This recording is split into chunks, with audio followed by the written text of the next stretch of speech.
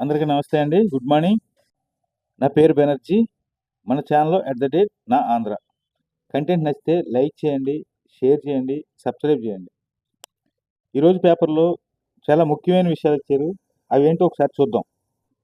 First, దండకారణ్యంలో కాల్పుల మోత. ఛత్తీస్‌గఢ్, ఒరిస్సా సరిహద్దు ప్రాంతాల్లో భారీ కాల్పులు.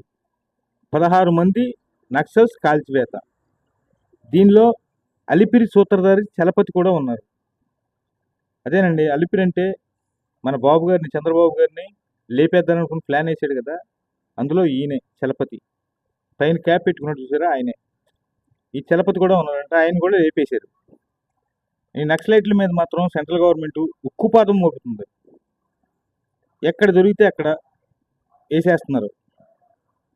సరే, ఇంక నెక్స్ట్, ఉత్తర్వులు ఉప్పెన. ఉత్తర్వులు ఉప్పెన అంటే నిన్న ట్రంప్ గారు ప్రమాణ స్వీకారం చేశాడు. అమెరికాలో జన్మతః పౌరసత్వంపై వేటు. దీని అర్థం ఏంటంటే, ఉదాహరణకి కొంతమంది విదేశీయులు అమెరికాలో పౌరసత్వం కోసం వాళ్ళ దేశాల్లో ప్రెగ్నెన్సీ వచ్చిన కేవలం పౌరసత్వం కోసం అమెరికా హాస్పిటల్లో డెలివరీ చేయించుకుంటున్నారు. తద్వారా వాళ్ళకి, ఆ పాపకి ఆటోమేటిక్గా పౌరసత్వం వచ్చేస్తుంది. ఒక 18 సంవత్సరాలు అంటే మైనారిటీ తీరిన తర్వాత వాళ్ళ తరపుని వాళ్ళ తల్లిదండ్రులకు కూడా ఆటోమేటిక్గా పౌరసత్వం వచ్చేస్తుంది. దీన్ని రద్దు చేస్తూ ఉత్తర్వులు ట్రంప్ గారు ఇచ్చాడు. ఆయన ఇచ్చిన ఉత్తర్వుల ఎఫెక్టు మన దేశ పౌరుల మీద ఎంతవరకు పడుతుందో రేపు కాలమే నిర్ణయించాలి. బట్ మన మోడీ గారు ఉన్నారన్న ఒక ధీమా మాత్రం మనకు ఉంది. ఇక రెండోది, ఆర్టీసీకి పండగే. 20వ తేదీన రికార్డు స్థాయిలో 23 కోట్ల ఆర్జన. ఇందులో ప్రత్యేక బస్సుల ఆదాయం 21 కోట్లు. విడి రోజుల్లో ఏనాడు 17 కోట్లు దాటని వైనం. అంటే ఉత్తర రోజుల్లో 17 కోట్లు కూడా ఎప్పుడు వచ్చేది కాదంట. మ్యాక్సిమం వస్తే 17 కోట్లు వచ్చేది. ఒక్క 20వ తారీఖు మాత్రమే భయంకరంగా 23 కోట్లు వచ్చిందంట. అంటే పండగల ఎఫెక్టు, సెలవుల ఎఫెక్ట్ ఇది. ఏపీకి రండి, దిగ్గజ సంస్థలకు చంద్రబాబు ఆహ్వానం. పెట్టుబడులే లక్ష్యంగా దావోస్లో వరుస భేటీలు. బా, ఈయన్ని నిజంగా కాళ్ళు పెట్టి దండం పెట్టచ్చు. ఈ వయసులో స్టేట్ కోసం అంత చలిలో ఏమి కష్టపడుతున్నాడండి. అబ్బా, హ్యాట్సాప్ చెప్పాలి ఫస్ట్ ఆఫ్ ఆల్. ఇంకా మన మాజీ మంత్రి ఉన్నాడు కదా, ఐటీ మంత్రి, గుడ్డు మంత్రి, ఆయన ఒక సొల్లు కబుర్లు చెప్పాడు ఈ మధ్యన. సొల్లు కబుర్లు అని ఎందుకన్నానంటే, పెట్టుబడుల కోసం దావోస్ వరకు వెళ్ళాలా అంటున్నాడు ఈయన.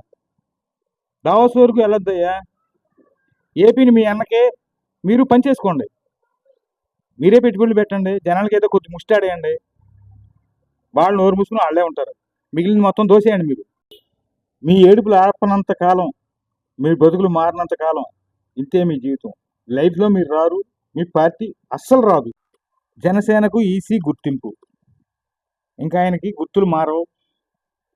ఈసీ గుర్తించింది పార్టీని కాబట్టి ఒకటే గుర్తు కంటిన్యూ అవుద్ది.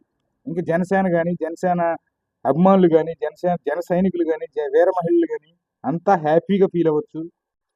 పవన్ కళ్యాణ్ గారు పోరాడిన పోరాటానికి అసలైన గుర్తింపు ఇప్పుడు వచ్చింది. గో హెడ్ పవన్ కళ్యాణ్ గారు.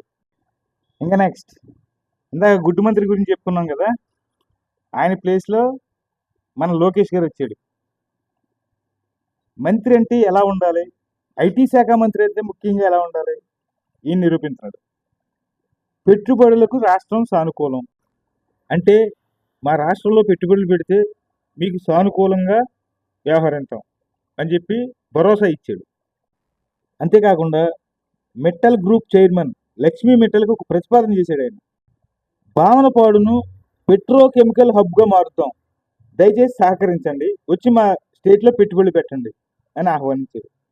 అంతేకాకుండా ఇంకా master card, Cisco, Cargill, DHL, Uber, Ernst Young, Dassault ఈ కంపెనీలన్నింటికి కూడా ఆయన రిక్వెస్ట్ చేసి మా రాష్ట్రంలో పెట్టుబడులు పెట్టాలని కోరాడు. దీనికి గాను ఆయా ప్రజల నుంచి సానుకూల స్పందన వచ్చిందనమాట. అంటే మేము వస్తాం, పెడతాం ఖచ్చితంగాను అన్న భరోసా వచ్చింది. నిజంగా ఈ టూర్ కానీ సక్సెస్ అయితే అనేక మంది నిరుద్యోగులకు ఉద్యోగాలు, అదేవిధంగా రాష్ట్రానికి మంచి ఆదాయం కూడా వస్తుంది. దయచేసి ఈ టూర్ సక్సెస్ అవ్వాలని కోరుకుందాం.